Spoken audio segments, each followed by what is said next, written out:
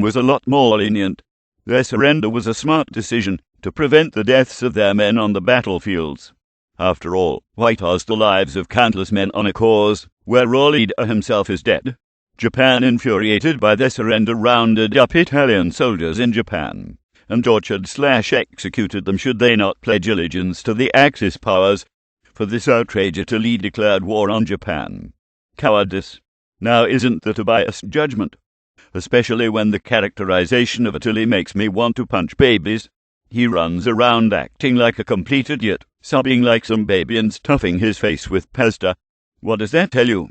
Why couldn't Italy's side of the argument come out? Was it really an act of cowardice? Historical inaccuracies? Too many to count. Most inaccuracies actually are based more on lack of information and research from the author's part. Great Britain believes in magic and is portrayed as useless welfare author. Have you forgotten how they bravely stood up to the German Blitz single-handedly thanks to the guidance of Churchill until the US entered the war? England did not wish to participate in wars on mainland Europe. After all, their problems aren't our problems. Enough said. Doesn't help that Great Britain had the greatest naval base and took over practically the whole world. Useless.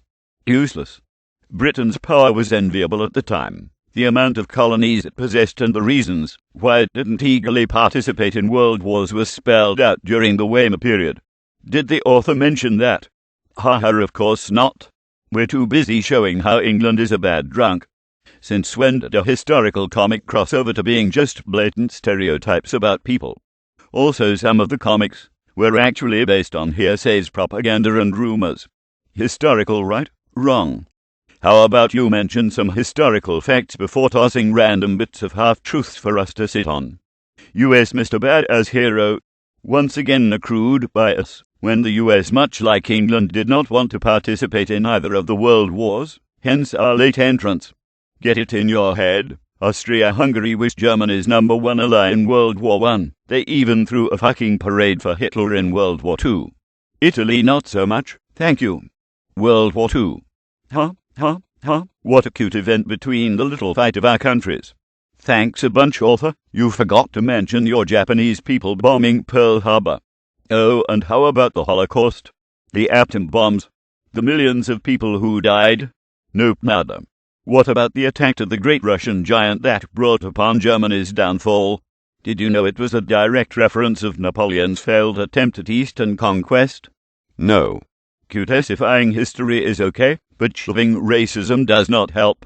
History is grim, full of war, violence, and cultural assimilation, not little boys eating pasta and crying over spilt tea and crap.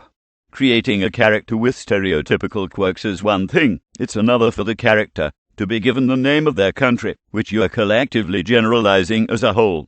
Thanks for being an ass. Really? Oh, and totally gaying them up is even worse. Not everyone is gay, let alone countries. It's true countries had certain hostilities, alliances/relations with other countries, but last time I checked we weren't all sexually frustrated twinks who want to gay up our neighbors. Enough with the gay shit. I mean, do we need the time? And again, how they always leave a door open to the Yoi fangirls and or fanboys, and how repulsive and counterproductive to the sanctity of anime. And Korea, the Korean people got raped in this franchise. General consensus is Asian countries don't like each other, or being compared to each other, they just tolerate each other's existence. Koreans especially. No fears, no love lost on their so-called Japanese and Chinese brothers, after they totally used the Korean peninsula as a battleground, and exploited the people. Koreans prior to World War II never owned their own land. Landowners were always Japanese and Chinese. Stop trying to make Japan seem so cool, since he's the only country that lacks faults whatsoever. Wise, quiet, shy, and generally kind, huh? Did you guys forget you're imperialistic, ruthless, and just as culturally egocentric as the rest of us? No, I didn't think so. So while Korea is shown as this clingy boob-grabbing pervert who apparently is only useful at making K-dramas and badly animating cartoons, how about you look back at your shallow stereotypes too? Animes and mangas in Japan are geared toward children and adults, from any and all age. Around the world, the same applies. So guess what? Of course, older audiences don't take it that seriously. If you do believe Hetalia to be real history and you took world history classes in high school and college, please kick yourself in the head. But guess who else is watching it? Young kids, ranging from 14 and below, are also viewing this steaming pile of racist crap. Impressionable young children at that. I don't doubt that, but for a comic so popular, its art is lazy and half-assed. It looks like it was scribbled on MS Paint or something. The tone work is sloppy, and each piece looks incomplete, or in its sketch phase. It doesn't help that his anatomy can use some work, and his backgrounds have much to be desired. Especially since countries are places, you know, setting is very important. Missing 101 Jude. Oh, and tossing chibis left and right sure as heck doesn't help either.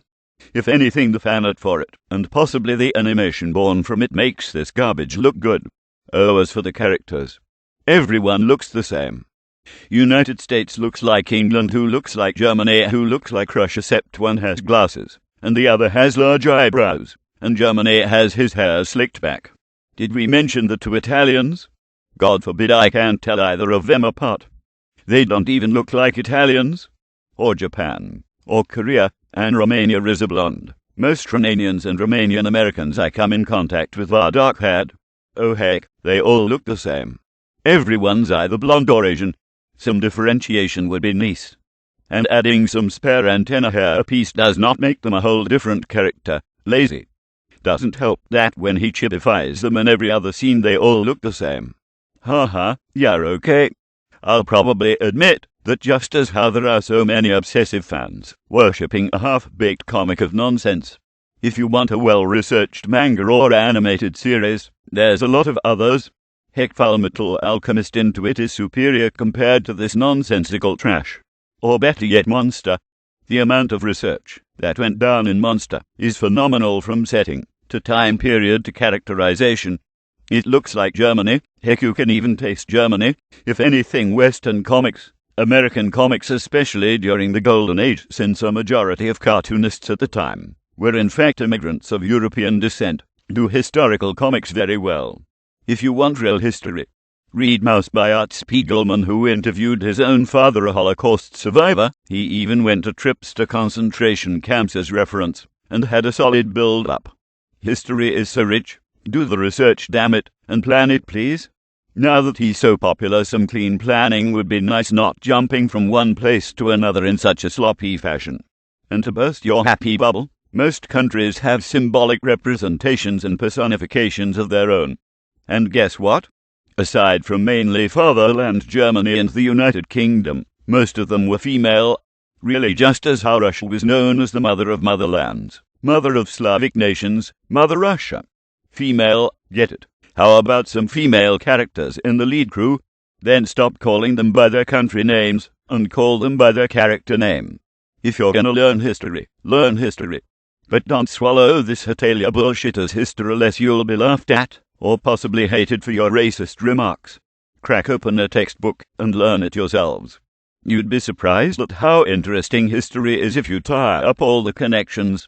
It's a domino rollercoaster ride of events, counter-events, and build-up that shape us today. The anime was to be premiered on the Kids Network in Japan. A kids network? You think kids understand satire? No.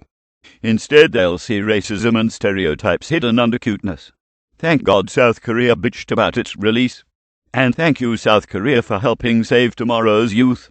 Maybe if they gave these countries some personalities, and not a collective ball of stereotypes, this franchise would be redeemable. But that doesn't look like it's gonna happen anytime soon. The verdict on Hetalia: guilty. Guilty of one count of historical inaccuracy. Guilty of one count of poor character design. Guilty of one count of bias. Guilty of 10 million counts of fan-faggotry. Do yourselves a favor, don't spend a dime on Hetalia or anything. Ever.